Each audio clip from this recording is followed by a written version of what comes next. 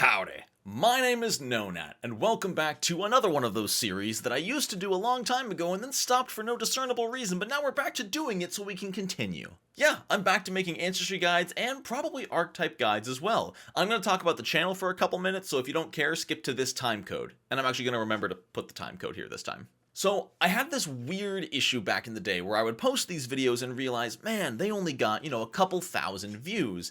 And so I stopped making them. I stopped making the Ancestry guides because they weren't popping off the way I hoped they would.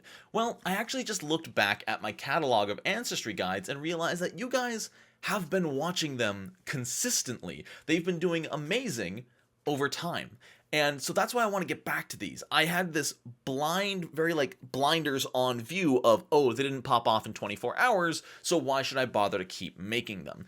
And that's my issue of looking at the rest of YouTube. TTRPG YouTube, aside from a few outliers, does work differently. A video is not very likely to get 20,000 views in 24 hours, but over the course of a year, it might. Whereas a lot of my other videos, they might get 10,000 video views in a day, but then they'll plateau and they will stop growing. So I need to get back to making this evergreen content. And I think now is a great time to get back into it because it's pretty much all but been confirmed that the Pathfinder remaster project isn't really touching Ancestries. The things and bonuses you get from your Ancestry are going to be mainly unchanged, aside from ability score boosts being just turned into ability boosts. You're not getting +2 anymore, you're just getting +1 to your modifier. So with that being said, welcome back to the Pathfinder 2e Ancestry Guides. Today we're talking about the Tengu, which were released in the Advanced Player's Guide. The Tengu are awesome, rad bird people focused around a solid, small, tight-knit community of allies,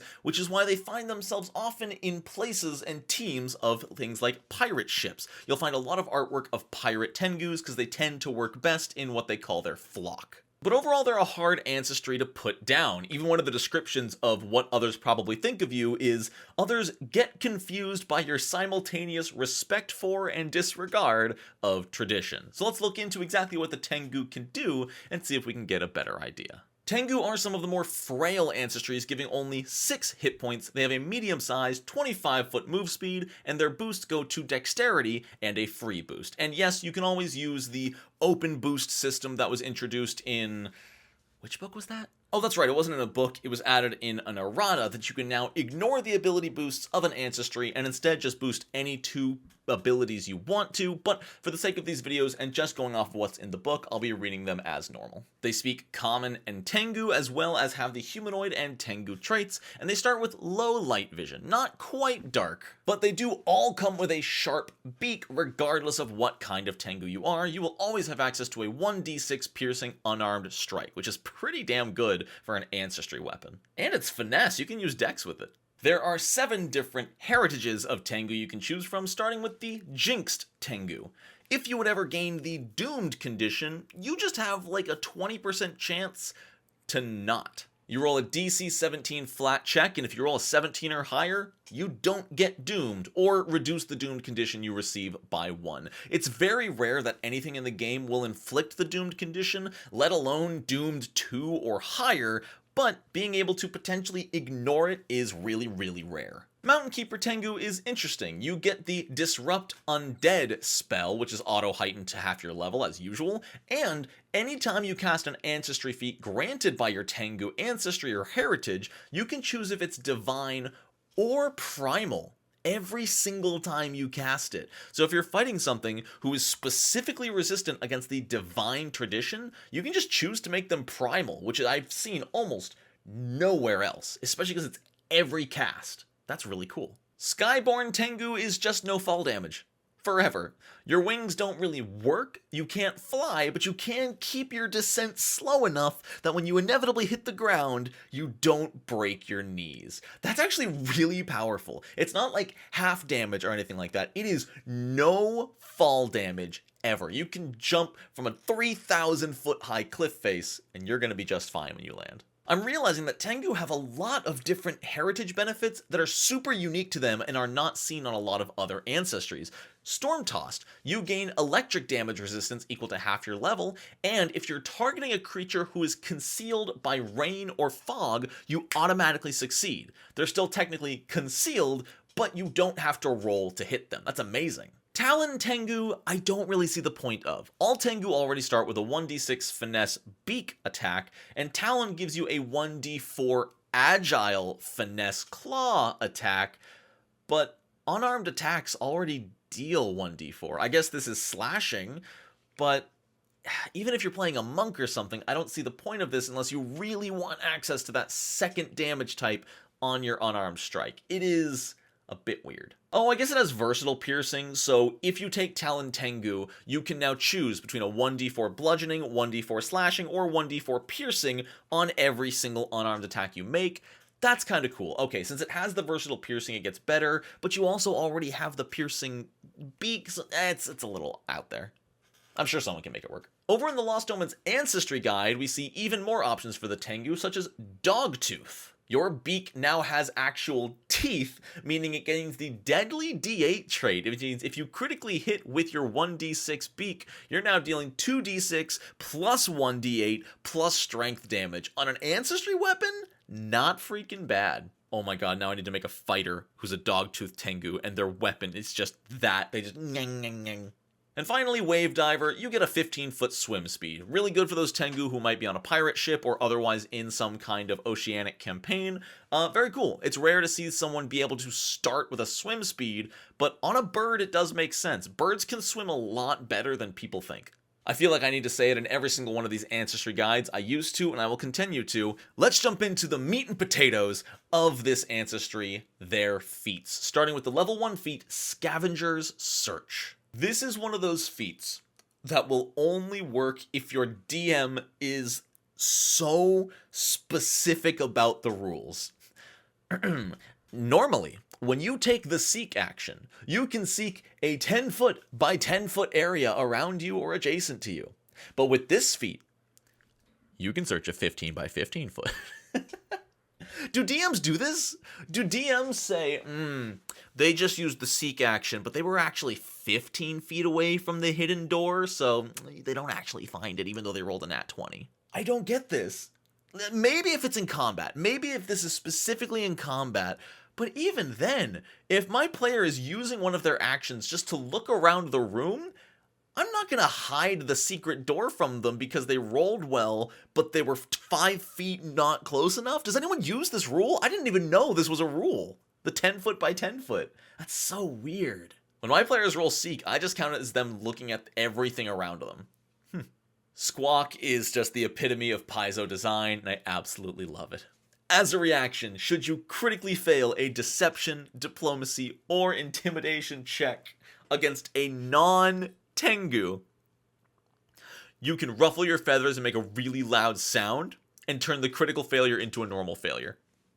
So if you walk up to the princess and you roll so low and you say, "Oh God, why does your dress look that bad?" They'll be like, "What'd you say?" And you'll say, "Nothing. I didn't say anything." It's such a random one, but it's really nice, you know? Like, this can save you from, those awful encounters where you're just talking to the king, you critically fail diplomacy, and the guards start trying to behead you because your DM just having fun with a crit failure. This can, it's a backup plan. It's a really funny one. Storm's Lash is the one that pretty much most Tengu are going to take just because it gives you Electric Arc. Even if you're not a spellcaster, it gives you Electric Arc. And that's such a good spell. It's such a good cantrip. It auto-heightens to half your level. No matter what character you're playing as, Electric Arc will never be bad to have on hand. And the fact that this is a level 1 Ancestry feat for Tengu is almost too strong, I think. We got their lore, which gives you Tengu lore, society, and survival. Tengu weapon familiarity is actually really cool because it gives you access to some very specific weapons. You get access to Kakaras, which I have no idea what that is, but I'll put it right here. And you can also choose any other 2 swords from among all martial swords, but also including Katana, Temple Sword, and Wakizashi. Keep in mind, you are not proficient with all of these. You choose any 2 swords from those 3 options and all martial swords. 2. And what's really neat about this weapon familiarity in particular is that if you're already trained in all martial swords, you can actually select 2 advanced swords to become trained in. That's nice. Especially if you're, like a ranger or a barbarian, those advanced swords are usually so hard to get access to. And maybe I'm crazy because I don't remember most weapon familiarity ancestry feats looking like this, but that seems really useful. Huh. Over in the Ancestry Guide, we have Mariner's Fire, which is one of the coolest Ancestry feats at level 1.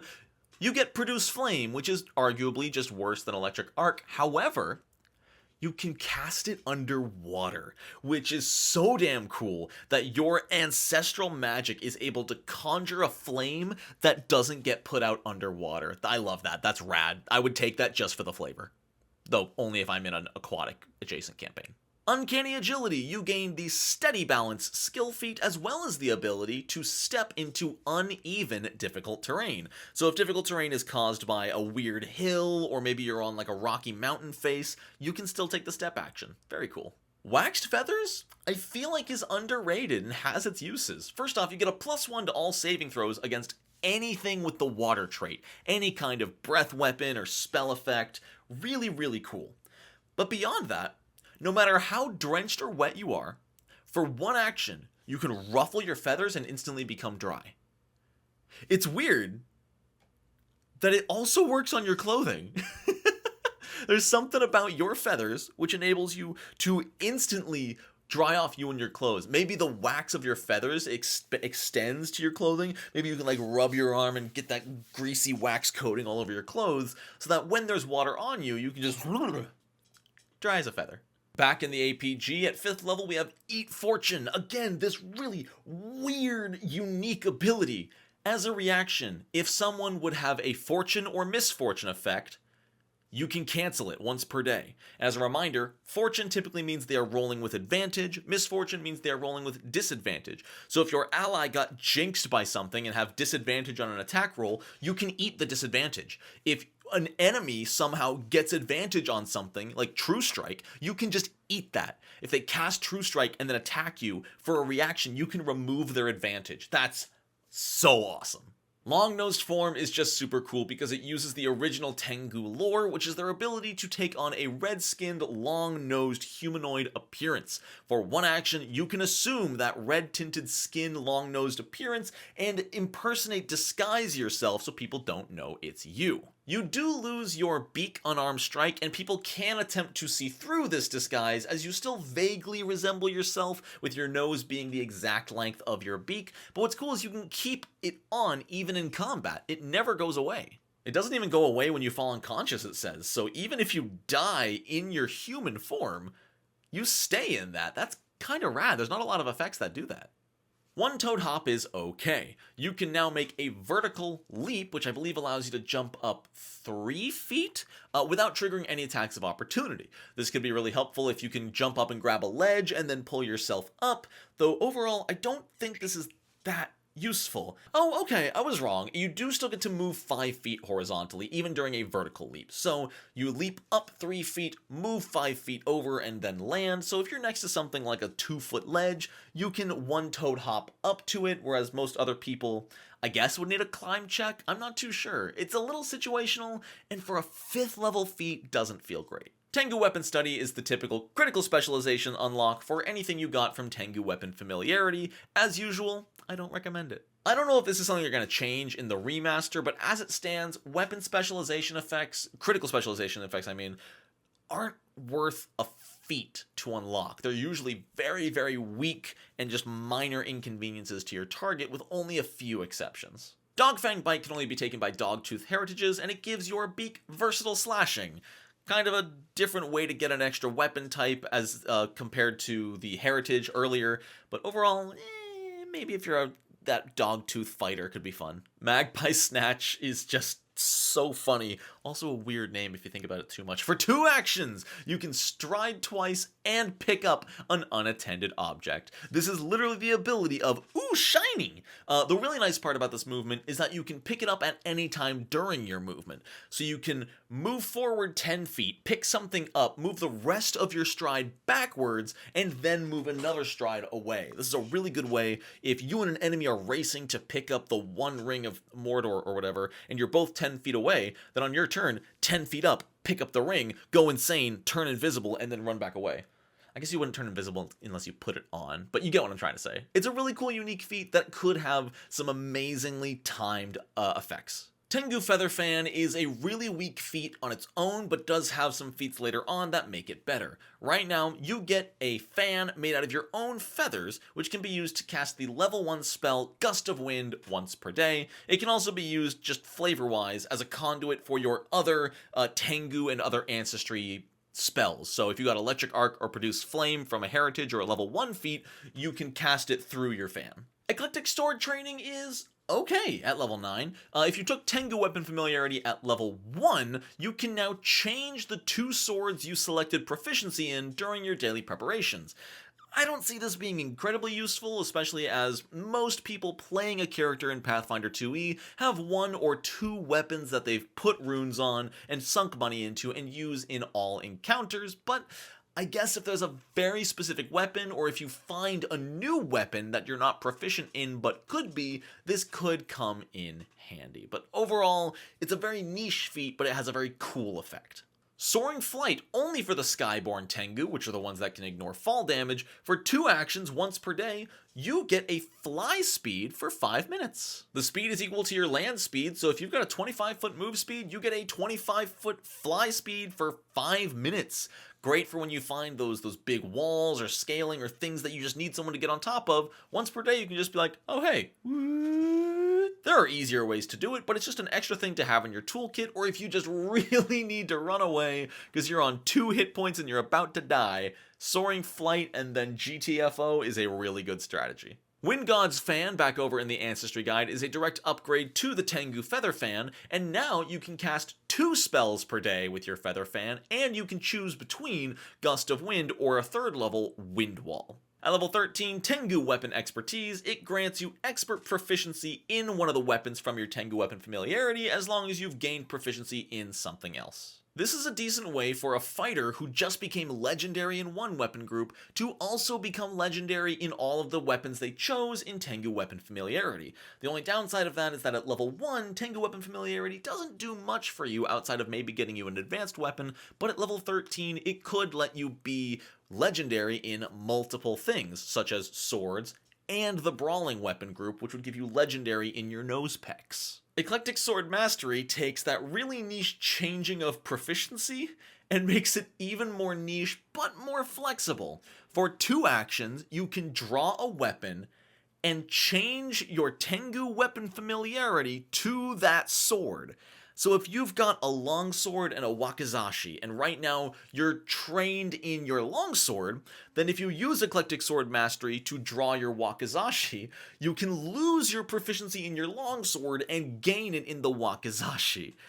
This is a weird feat for a weird build, but maybe there's a reason behind it? I don't know what it is, but maybe you're smarter than me. Harbinger's Caw is just really, really good. As a reaction, if somebody's about to make an attack roll or a saving throw, you can use your reaction to give them disadvantage. And it's got a 60-foot range too, so when that boss is about to attack your wizard who's on 12 hit points and is going to die, you can at least give them a pretty good chance to get missed by giving them, roll 2 dice, take the lower result. That might save your wizard's life. This is a really good feat. Jinx Glutton, on the other hand, upgrades your Eat Fortune. Rather than being able to eat a fortune effect once per day, you can now do it once per hour. Basically, every encounter being able to remove an advantage or disadvantage, that's a really good thing to have in your toolbox. Thunder God's Fan, you can activate your fan again, and it adds 5th level Lightning Bolt. So, if you took all 3 of these fan feats, you can now cast 3 spells per day. Let's be real, you're gonna cast Thunderbolt with all of them. The downside is you do need to have taken Wind God's Fan to even take this. So even if you don't want Wall of Wind,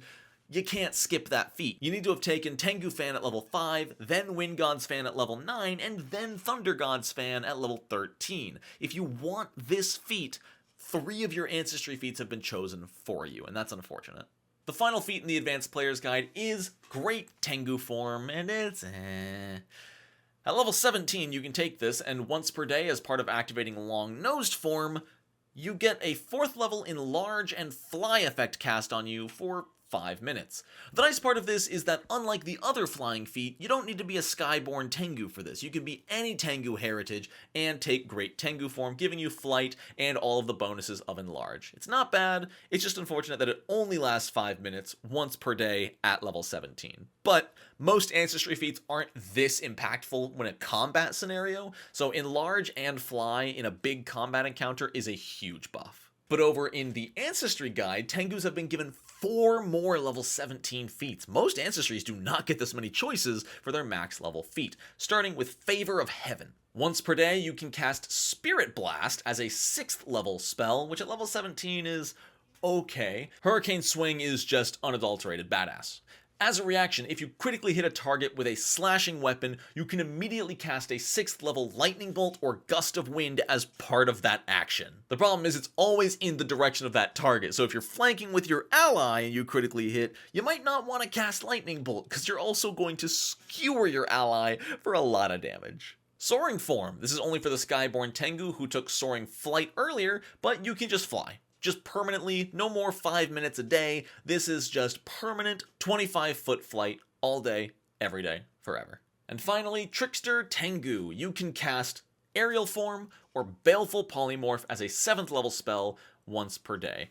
Aerial Form is fine. You're level 17, so people have access to 9th level spells anyway, but 7th level Aerial Form isn't terrible. It makes you huge, it gives you a bunch of other bonuses, and you can fly, but it's only for 1 minute. Baleful Polymorph, however, can be really good, especially on lower level targets. If they fail hard enough, it is a permanent effect. And the only reason I know this off the top of my head is because I used it on my players when they were level 2.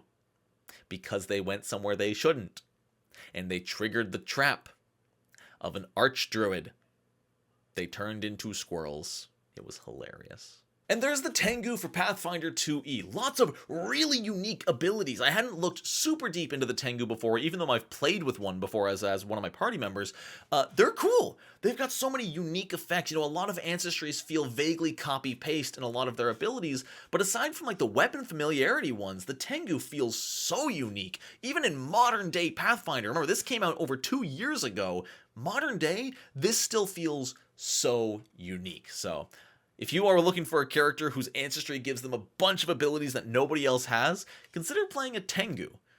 Also, if you like birds, because they're birds. If you'd like to support me making more content like this, please do consider pledging on my Patreon. I upload new homebrew occasionally, like this thing.